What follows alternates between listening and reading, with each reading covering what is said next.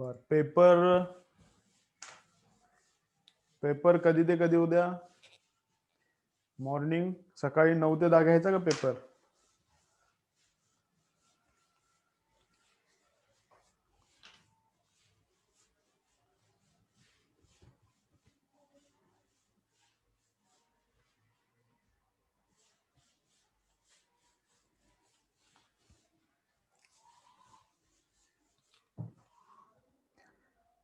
Good afternoon, good afternoon.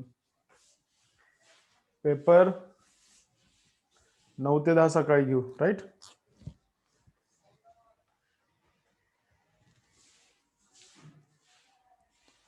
आणि 12 to 2 जे आपलं time आहे लेक्चरचं, त्यावेळी लेक्चर असणारच.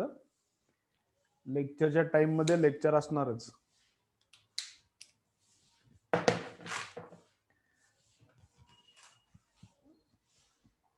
ठीक है, चलो.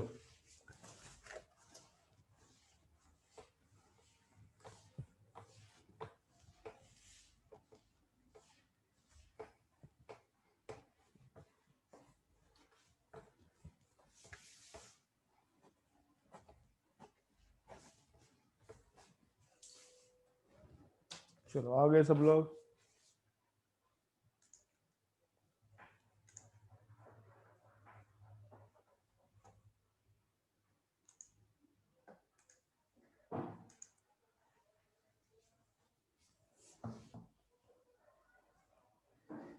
सकाळी लेक्चर असतं ना मला. हा पेपर ऑफलाईन घेण्यासाठी मला सकाळी लेक्चर आहे ना, सॅटर्डेला मी ऑफ ठेवलाय. बाकीचे कुठले लेक्चर नाहीत मला सॅटर्डेला. त्यामुळे सॅटर्डेचा पेपर ऑफलाईन घेता येते. हा पेपर ऑफलाईन घेता येत नाही. सॅटर्डेचा पेपर हळूहळू मोठा करत जाऊ, म्हणजे त्यात नंबर ऑफ चॅप्टर्स वाढवू.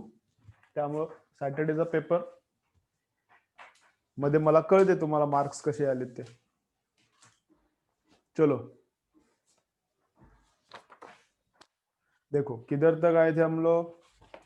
तो अभी क्या करना है, सर्कुलर मोशन अच्छे से रिवाइज करो और सर्कुलर मोशन का भी न्यूमेरिकल सॉल्व करो. ठीक है, सर्कुलर मोशन अच्छे से रिवाइज करो, सर्कुलर मोशन का भी न्यूमेरिकल सॉल्व करो. अगर ऑल क्वेश्चंस अगर सर्कुलर मोशन का सॉल्व करना पॉसिबल नहीं है, जो भी बुक तुम्हारे पास है, एररलेस सॉल्व कर रहे हो या फिर डीसी पांडे सॉल्व कर रहे हो या भी जो भी बुक सॉल्व कर रहे हो, अगर सब क्वेश्चन सॉल्व करना अगर पॉसिबल नहीं है तो एटलीस्ट 50% न्यूमेरिकल सॉल्व करो. तो क्या करने का, नंबर 1 न्यूमेरिकल सॉल्व करने का, नंबर 2 स्किप करने का, नंबर 3 सॉल्व करने का, नंबर 4 स्किप करने का, फिर नंबर 5 सॉल्व करने का, 6 स्किप करने का, और नंबर के न्यूमेरिकल सब करने का. ठीक है, उसमें भी लास्ट ईयर तुम लोगों ने कुछ सर्कल वगैरह किया है तो डिफिकल्ट वाले न्यूमेरिकल्स करते जाओ. जो पुराना बुक था तुम्हारा उसमें से भी डिफिकल्ट जो क्वेश्चंस है उसमें करते जाओ. ठीक है, तो एटलीस्ट 50% न्यूमेरिकल सॉल्व करो. किसका, सर्कुलर मोशन का. करंट इलेक्ट्रिसिटी तो अपना बहुत टाइम हो रहा है, उसके लिए बहुत टाइम लग रहा है. तो सर्कुलर मोशन का ऑल न्यूमेरिकल्स एक बुक का ऑल न्यूमेरिकल सॉल्व करना पॉसिबल है. ठीक है,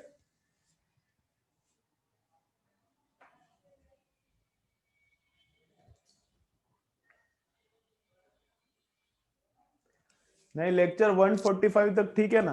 अभी बायोलॉजी क्या ऑलरेडी तुमको आता है. अपना लेक्चर 145 तक 150 तक ठीक है ना. बायोलॉजी क्या ऑलरेडी तुम लोगों को आता है. तो बायोलॉजी का लिखने का भी कुछ नहीं लेता. बायोलॉजी सुनते सुनते वक्त तुम लोग इधर उधर घूम सकते हो, घर में इधर उधर घूमने का. तो बायोलॉजी का क्या इतना लोड है.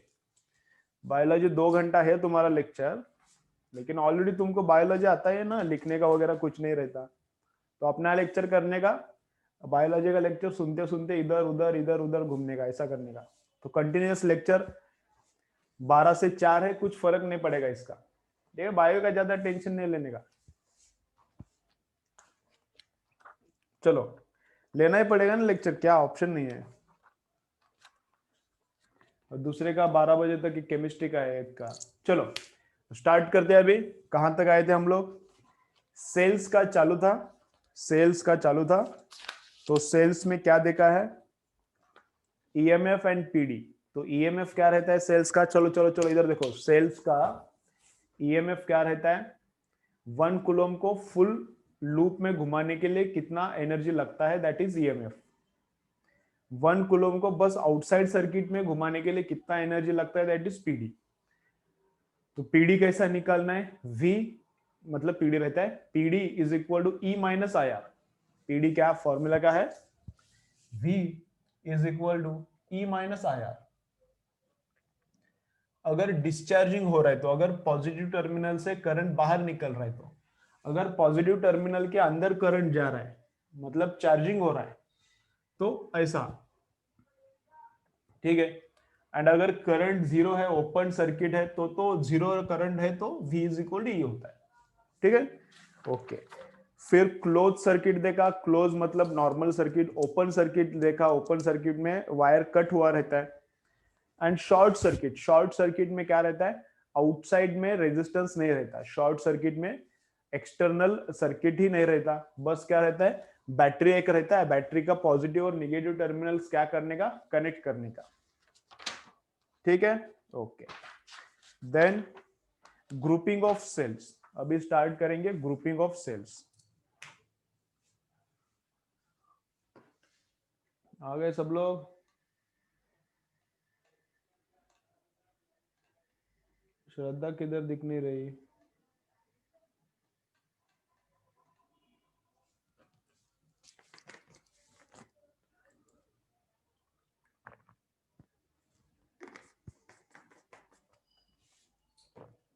चलो, तो ग्रुपिंग ऑफ सेल्स में इतना ही याद रखने का, देखो क्या है, थोड़ा रेजिस्टेंस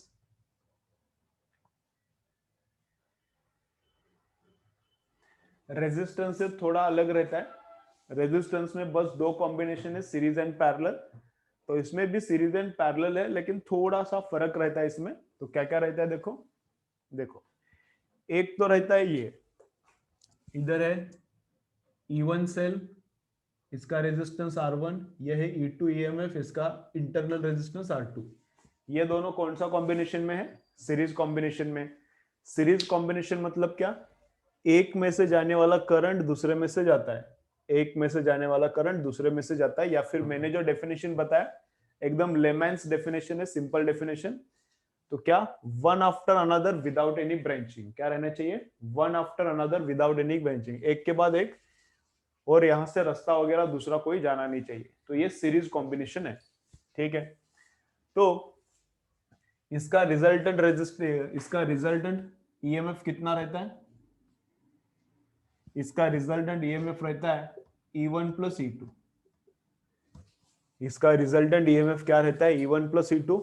R1 R2 सीरीज में है तो क्या आता है, R1 प्लस R2।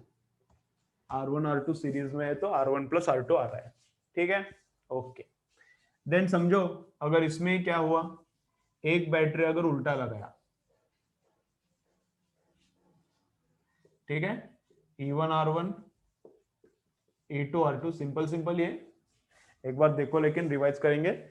ये बैटरी करंट इधर सेंड कर रहा है, ये वाला बैटरी उधर करंट सेंड कर रहा है, तो ये है ऑपोजिट डायरेक्शन में करंट सेंड कर रहा है दोनों, ठीक है। तो अभी इनका ईएमएफ कितना हो जाएगा टोटल, इसमें E1 बड़ा है तो क्या हो जाएगा, करंट फाइनली इस डायरेक्शन में जाएगा।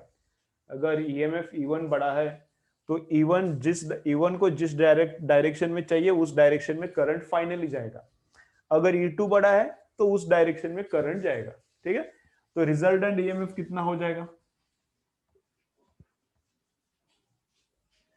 देखो, ये रेजिस्टेंसेस तो सीरीज में है तो उनका कुछ नहीं है, बैटरी कैसा भी लगाओ, जो इंटरनल रेजिस्टेंसेस है उनका तो एडिशन ही हो जाएगा। बैटरी एक कैसा भी लगाओ, जो इंटरनल रेजिस्टेंस है उनका तो एडिशन ही हो जाएगा। लेकिन बैटरी का क्या होता है, देखो, अगर E1 बड़ा है, अगर E1 बड़ा है तो कितना आता है, E1 माइनस E2। E1 बड़ा है तो E1 माइनस E2 आता है। अगर E1 बड़ा है तो E1 माइनस E2 आता है इसका ईएमएफ। और करंट किधर जाएगा, E1 बड़ा है तो E1 जैसा सेल, E1 बड़ा है तो E1 जैसा सेल निकालने का। अभी सिंपल सिंपल है, तुम लोगों को भी पता है। अगर E2 बड़ा है, अगर E2 बड़ा है तो करंट उस डायरेक्शन में जाएगा। एंड E2 बड़ा है तो क्या लिखने का इधर, फिर E2 माइनस E1 आएगा, अगर E2 बड़ा है तो E2 माइनस E1 आएगा, और बैटरी को भी कैसा निकालना पड़ेगा, E2 जैसा उल्टा ऐसा, और बैटरी को भी कैसा निकालना पड़ेगा ऐसा। ठीक है, तो ये भी सीरीज कॉम्बिनेशन है, यहाँ जो है ये भी सीरीज कॉम्बिनेशन है। ठीक है, इधर लिखते हैं हम लोग E2 is greater than E1, E2 is greater than E1। ठीक है, चलो देन इसके बाद क्या है, समझो पैरेलल कॉम्बिनेशन है। इधर एक है इंटरनल रेजिस्टेंस ER1, नीचे एक सेल है सेम ईएमएफ का है। अभी पैरेलल में भी दो केसेस है, पैरेलल में भी दो केसेस है, दोनों ईएमएफ सेम है। इसका इंटरनल R1 है, इसका इंटरनल R2 है। पैरेलल में भी दो केसेस है, कैसा कैसा बताता हूं।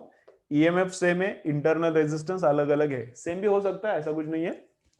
तो इधर क्या करने का, रिजल्टेंट सेल का ईएमएफ उतना ही आता है।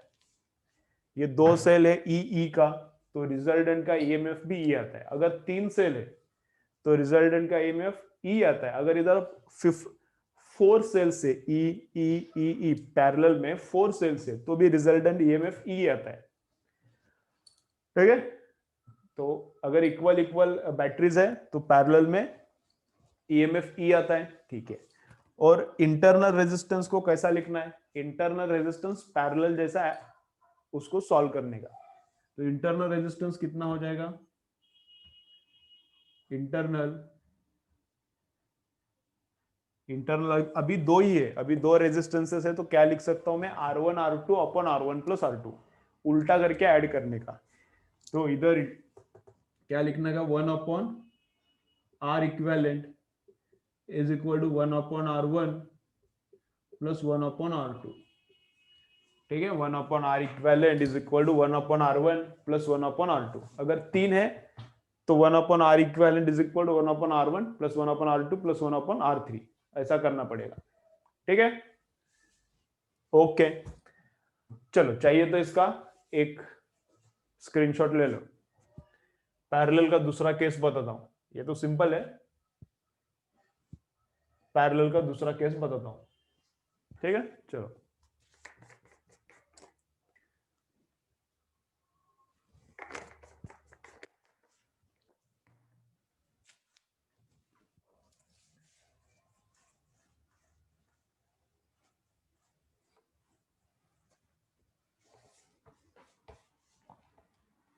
चलो, तो पैरेलल का नेक्स्ट केस क्या है, देखो। तो ये थोड़ा अलग है, शायद तुम लोगों को पता नहीं भी होगा। देखो, ये ऊपर बैटरी है E1 का, उसका इंटरनल है R1, नीचे बैटरी है E2 EMF, अलग बैटरी है, उसका इंटरनल भी अलग R2। ठीक है, अगर सेम ईएमएफ है, दोनों का ईएमएफ सेम है, तो रिजल्टेंट का भी ईएमएफ सेम, और पैरेलल में रेजिस्टेंस है तो पैरेलल जैसा कैलकुलेशन करने का। इधर क्या है, बैटरी ही अलग अलग है, तो रिजल्टेंट बैटरी कैसा करने का, देखो। तो रिजल्टेंट बैटरी को मैं लिखता हूं ई इक्विवेलेंट, और रिजल्टेंट को resultant resistance R1 and R2 का जो रिजल्टेंट रेजिस्टेंस आता है उसको मैं लिखता हूं R इक्विवेलेंट। तो रिलेशन देखो कैसा कैसा है, देखो अभी है? तो R इक्विवेलेंट इन दोनों का पैरेलल कॉम्बिनेशन है, R इक्विवेलेंट दोनों का पैरेलल, तो इसी तरह से करने का। तो 1 upon R equivalent is equal to 1 upon R1 plus 1 upon R2। ठीक है, ओके।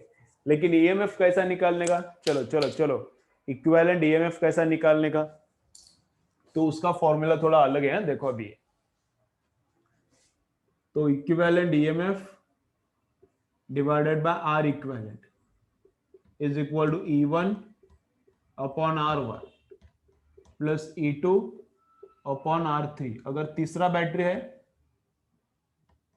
अगर थर्ड बैटरी भी है पैरेलल में, तो E3 अपॉन R3, फोर्थ है तो E4 अपॉन R4। ठीक है, तो पहले ये इक्वेशन यूज करने का रेजिस्टेंसेस के पैरेलल का, फिर ईएमएफ वाला ये इक्वेशन यूज करने का। ठीक है, तो बाकी कुछ लिखा नहीं तो चलेगा, बाकी तुम लोगों को पता होगा ऐसा मैं एज्यूम करता हूं।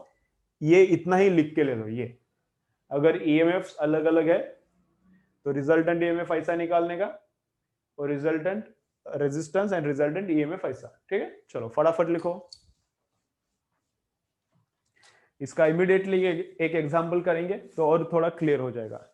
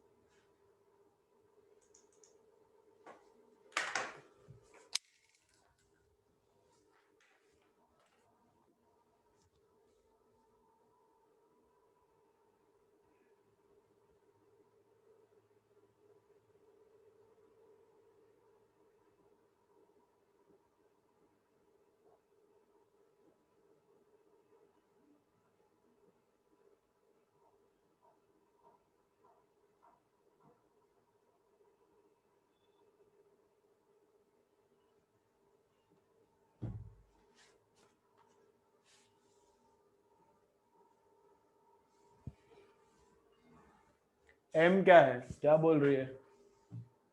Are by M greater than R होगा, तो आर बाय एम क्या है?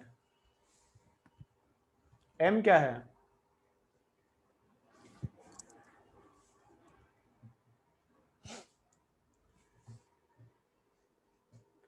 अप्लाई करके दिखाता हूं एक बार तो समझ में आ जाएगा। एक बार अप्लाई करेंगे। चलो, तो क्या है, देखो ऐसा है, इधर है देखो 8 ओहम का रेजिस्टेंस,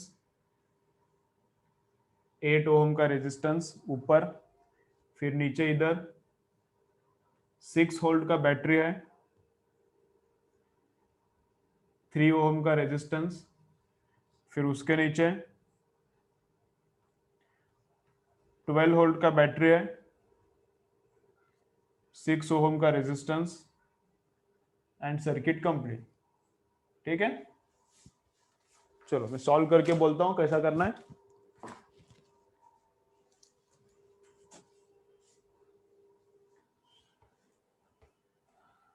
तो देखो क्या है,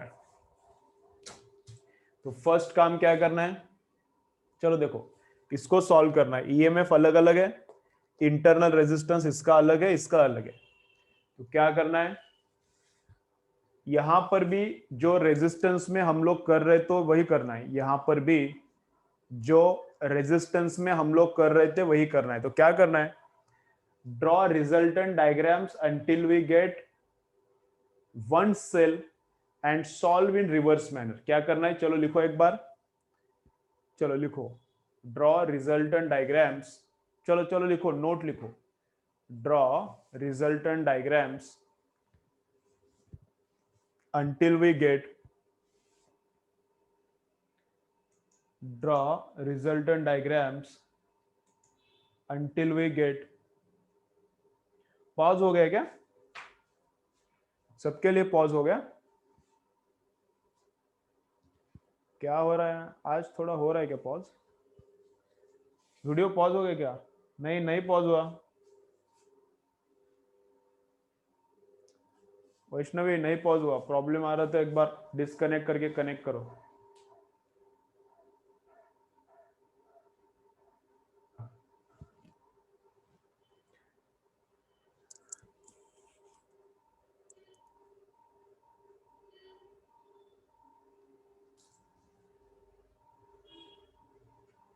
चलो तो क्या लिखो, draw resultant diagrams until we get one cell and solve in reverse manner. चलो लिखो, draw resultant diagrams until we get, draw resultant diagrams until we get one cell, draw resultant diagrams until we get one cell, and solve in reverse manner. Draw resultant diagrams until we get one cell and solve in reverse manner. ठीक है, उल्टा direction में solve करने का, उल्टी direction में solve करने का। तो देखो क्या है, तो इन दो बैटरीज के बदले अभी मुझे एक की बैटरी ड्रॉ करना है। बाहर का रेजिस्टेंस क्या है वैष्णवी, अभी क्लियर है क्या?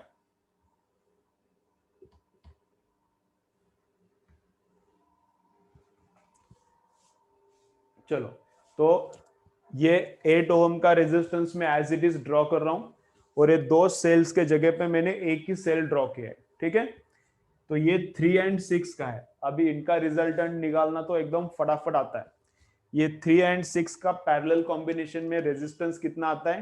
2 ओम का। तो 3 एंड 6 का पैरेलल कॉम्बिनेशन आता है 2 ओम का। और इधर बैटरी का ईएमएफ कितना आएगा बोलो? ये 6 का बैटरी है, 12 का बैटरी, तो ईएमएफ कितना? अभी वो तो नहीं आएगा, उसके लिए तो फॉर्मूला है। तो क्या फॉर्मूला है देखो, R equivalent upon E equivalent is equal to E1 by R1 plus E2 by R2। ठीक है, आर इक्विवेलेंट अपॉन, ऐसा नहीं, उल्टा उल्टा है, E equivalent upon R equivalent is equal to E1 upon R1 plus E2 upon R2। तो ई equivalent कितना आ गया वही तो निकालना है। आर इक्विवेलेंट कितना है? इन दोनों का मिलके रिजल्टेंट रेजिस्टेंस कितना है? 2 प्लस E1 पहला वाला बैटरी 6, उसका internal 3, E1 upon R1 plus दूसरा वाला बैटरी 12, E2 अपॉन R2, उसका इंटरनल 6। समझ रहा है? अगर 3 बैटरीज है तो इधर और एक आएगा E3 अपॉन R3, 4 बैटरीज है तो E4 अपॉन R4, सबका एडिशन करो वही आता है। ठीक है, ओके। तो कितना आ रहा है? 8 आ रहा है क्या? ये 3 2 जा 6 2 जा 2 प्लस 2, ये कितना आता है? 4। तो E इक्विवेलेंट अपॉन 2, ये 2 प्लस 2 4, E इक्विवेलेंट अपॉन 2 आता है 4, तो इधर 2 जाएगा, तो 4 इंटू 2 8 वोल्ट। तो बैटरी कितना है? 8 वोल्ट का बैटरी है। तो बैटरी कितने वोल्ट्स का है? 8 वोल्ट का। तो करंट कैसे जाएगा? ऐसे ही जाएगा। अभी कैसे जाएगा? करंट ऐसा जाएगा। तो करंट कितना रहेगा इस लाइन में? देखो अभी कैलकुलेशन कैसा करना है, देखो देखो देखो। फर्स्ट काम क्या करना है, इधर देखो, कैलकुलेशन मत करो, इधर देखो। फर्स्ट काम क्या करना है? Draw equivalent diagrams until we get one cell. तो दोनों को मिला के एक सेल किया, and solve last diagram first and first diagram last. उल्टा सॉल्व करने का, पहले ये डायग्राम, फिर उसका ऊपर का, फिर उसका ऊपर का, फिर पहले ये डायग्राम सॉल्व करना है। तो इसमें करंट कितना जाएगा? सुनो, इधर ही करो मत कैलकुलेशन, में बोलता हूं ना तुमको। तो इस डायग्राम में करंट कितना रहेगा? V divided by R। ठीक है, तो कितना रहेगा? V 8 है, एंड R कितना है? 8 प्लस 2 सीरीज है ना, ये 8 एंड ये 2 series, one after one without any branching, एक के बाद एक है, इधर ब्रांच वगैरह नहीं। तो 8 प्लस 2 10, तो 8 डिवाइडेड बाय 10, करंट आ गया 0.8 एम्पियर का। ठीक है, ये जो 8 ओम का रेजिस्टेंस है, इसमें करंट कितना आ गया? 0.8 का। ये रिजल्टेंट बैटरी का भी कभी कभी पीडी पूछते हैं। सुनो, ये रिजल्टेंट बैटरी के लिए भी कभी कभी पीडी, रिजल्टेंट बैटरी का ईएमएफ तो आ गया, रिजल्टेंट बैटरी का पीडी अगर पूछा है तो V is equal to E minus IR। तो V is equal to 8 minus I into R। तो 0.8 इंटू 2 1.6 आता है, 0.8 इंटू 2 1.6, तो 8 माइनस 1.6 कितना होता है?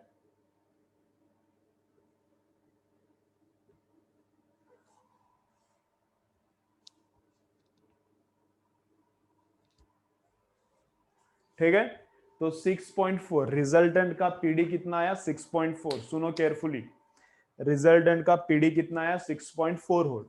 तो अब क्या रहता है देखो, हाँ, क्या रहता है देखो, ये एक्चुअली एक बैटरी, अभी इस डायग्राम से इस डायग्राम में कैसे आने का वो भी बोलता हूँ।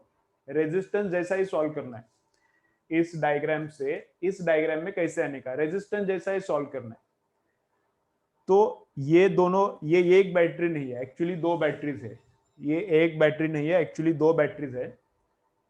तो पैरेलल है, तो पैरेलल में क्या सेम रहता है, करंट सेम, क्या पीडी सेम, पैरेलल में पीडी सेम रहता है। तो इस बैटरी का पीडी भी 6.4 है एंड इस बैटरी का पीडी भी 6.4 है। समझ रहा है,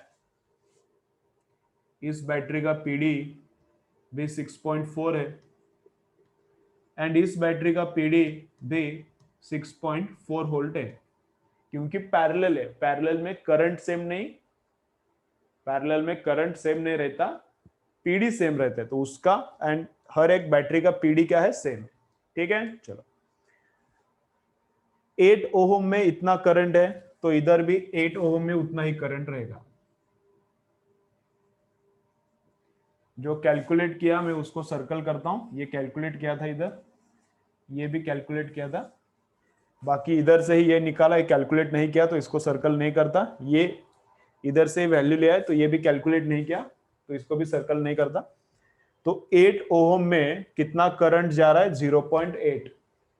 ठीक है, अब ये 0.8 इधर आके थोड़ा ऊपर जाएगा, थोड़ा नीचे जाएगा, 0.8 इधर आके थोड़ा ऊपर जाएगा, थोड़ा नीचे।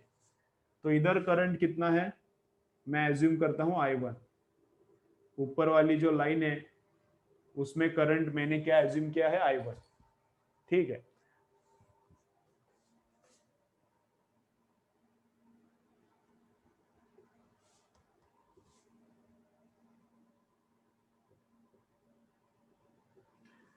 तो ऊपर वाली लाइन में करंट मैंने एज्यूम किया है I1। अभी I1 निकालेंगे, तो I1 कैसे निकालेंगे, मनीषा कैलकुलेशन मत करो, पहले देखो, अंडरस्टैंड करो बस।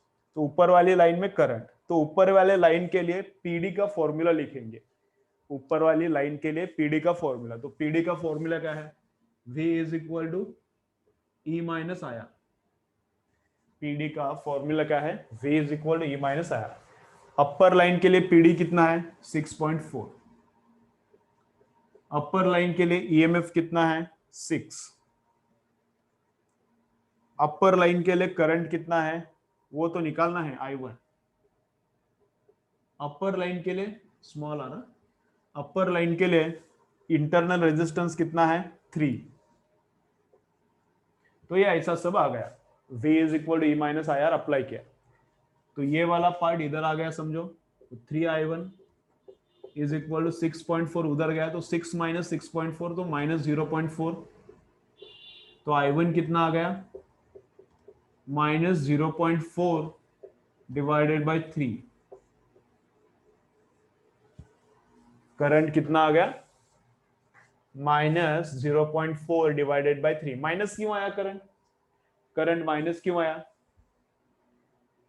करंट माइनस क्यों आया, तो करंट का जो डायरेक्शन हम लोगों ने एज्यूम किया है वो गलत है। करंट का जो डायरेक्शन हम लोगों ने एज्यूम किया है वो गलत है। इस लाइन में करंट ऐसा नहीं जा रहा, इस लाइन में करंट बैटरी के बाहर जा रहा है। हमने क्या पकड़ा, करंट ऐसा जा रहा है मतलब बैटरी के बाहर जा रहा है, पॉजिटिव से बाहर निकल रहा है, पॉजिटिव से बाहर निकल रहा है, इसलिए मैंने इधर माइनस लिया था। लेकिन करंट माइनस आया, इसका मतलब एक्चुअली करंट ऐसा नहीं जा रहा, एक्चुअली करंट ऐसा जा रहा है, उल्टा। करंट इस डायरेक्शन में नहीं है, उल्टा है। तो करंट अंदर घुस रहा है, मतलब इस बैटरी का क्या चल रहा है, चार्जिंग। मतलब इस बैटरी का क्या हो रहा है, चार्जिंग हो रहा है। ठीक है, इसको अभी सॉल्व करेंगे, नीचे वाली सेकेंड बैटरी को। सेकेंड बैटरी को अभी सॉल्व करेंगे। देखो अभी, तो सेकेंड लाइन में करंट पहले एज्यूम करना पड़ेगा, कितना, वो मैं एज्यूम करता हूं I2। सेकेंड लाइन में मैं करंट एज्यूम करता हूं I2। ठीक है, very good, direction very good. Second line में मैं करंट एज्यूम करता हूं I2। तो सेकेंड, अभी ये पैरेलल है दोनों, तो पैरेलल में पीडी सेम, उधर का पीडी और इन दोनों का पीडी 6.4 सेम है। तो इसको अभी अप्लाई करेंगे इक्वेशन। चलो, V is equal to E minus I R, इधर भी करंट ऐसा एज्यूम किया, पॉजिटिव से बाहर आ रहा है ऐसा एज्यूम किया, तो ये इक्वेशन अप्लाई करूंगा मैं। तो V कितना है, नीचे वाली लाइन के लिए v कितना है 6.4, e कितना है 12, v is equal to e minus आया, v कितना है 12 माइनस आया, तो नीचे वाली लाइन में करंट कितना है वो मुझे पता नहीं, वही तो निकालना है, I2 into internal resistance, v is equal to e minus I R, internal resistance कितना है 6, तो ये कितना आता है 6I2, ये इधर आ गया, तो 12 माइनस 6.4 तो कितना आता है 5.6, तो I2 कितना आता है 5.6 डिवाइडेड बाय 6 एम्पियर। ठीक है, तो I2 इतना आ गया, पॉजिटिव आ गया, I2 पॉजिटिव आ गया, I2 पॉजिटिव है मतलब करंट बैटरी से बाहर निकल रहा है, जो डायरेक्शन एज्यूम किया है करेक्ट है। I2 पॉजिटिव आया मतलब करंट बैटरी से बाहर निकल रहा है, जो डायरेक्शन एज्यूम किया वो करेक्ट है। I1 निगेटिव आया मतलब इधर करंट एज्यूम किया था लेकिन एक्चुअली करंट उल्टा है। चलो क्लियर है क्या रे बच्चों, ये क्लियर है क्या? चलो कमेंट करके बोलो मुझे फटाफट, चलो क्लियर है क्या?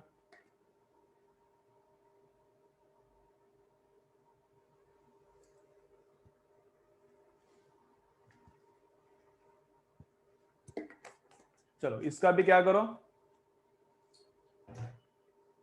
इसका भी क्या करो स्क्रीनशॉट ले लो, इसका क्या करो स्क्रीनशॉट ले लो।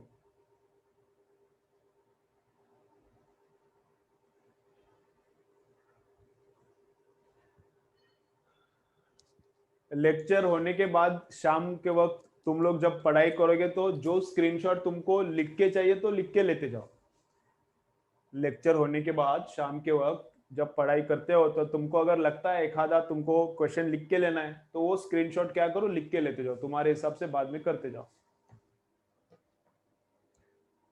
ठीक है, इसका और एक एग्जांपल लेंगे, इसका स्क्रीनशॉट ले लो और एक एग्जांपल लेंगे इसका।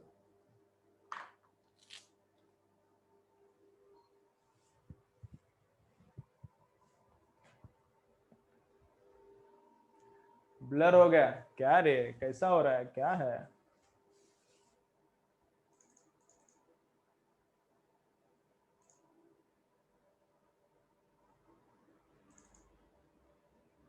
अरे ओम राजे कोण आहे, कशाला आला रे इकडे?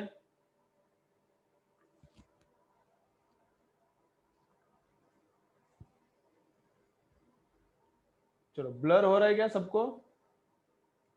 नहीं नहीं उत्कर्ष तेरे को ही हो रहा है, बाकी किसी को नहीं हो रहा।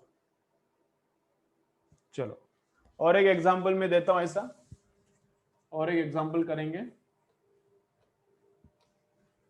चलो तो क्या है,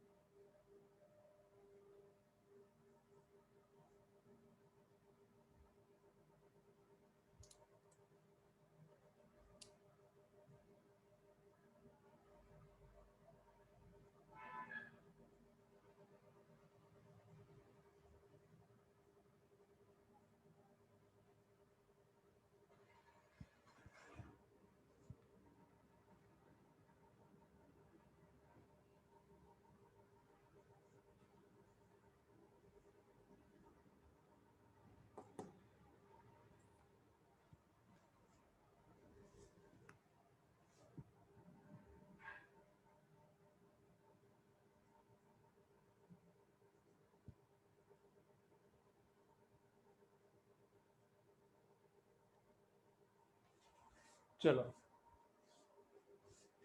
थोड़ा स्पीड कम दिखा रहा है, 1 मिनट है, सर्वर चेंज करके कुछ फायदा होता है कि देखता हूँ। ये लिख के ले लो एग्जांपल, तब तक ये एग्जांपल लिख के ले लो।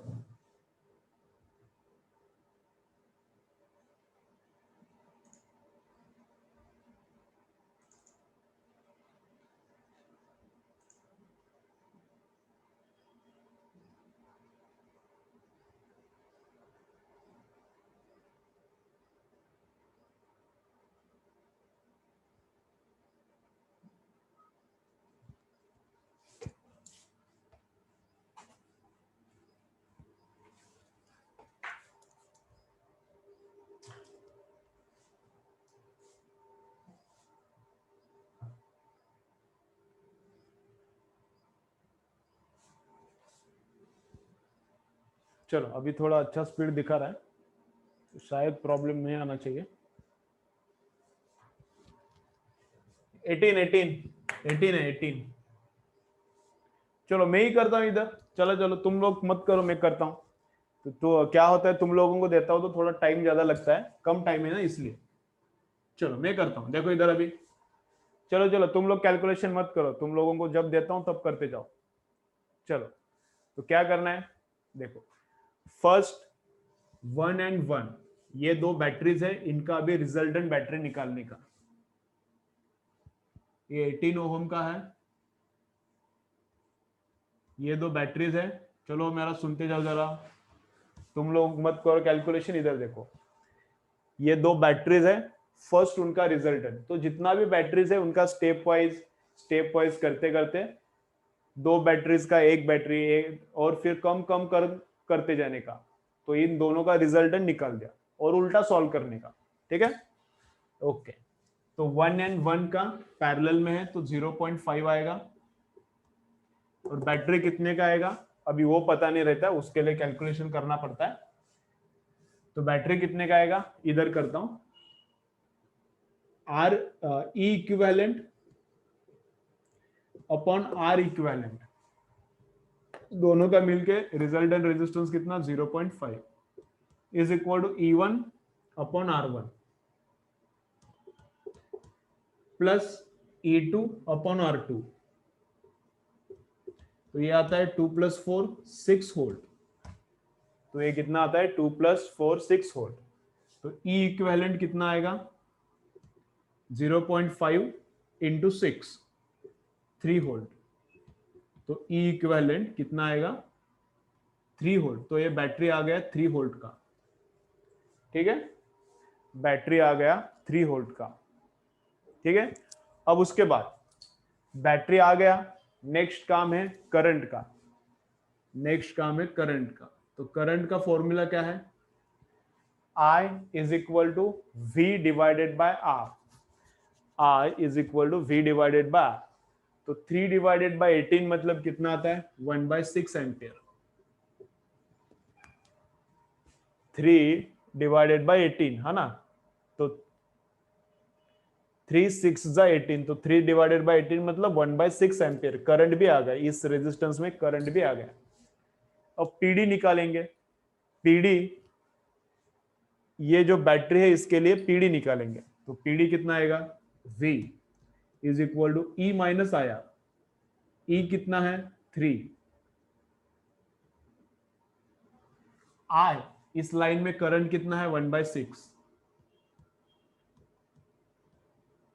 R कितना है इंटरनल 0.5। तो ये आता है 3 माइनस 0.5 डिवाइडेड बाय 6। 3 माइनस 0.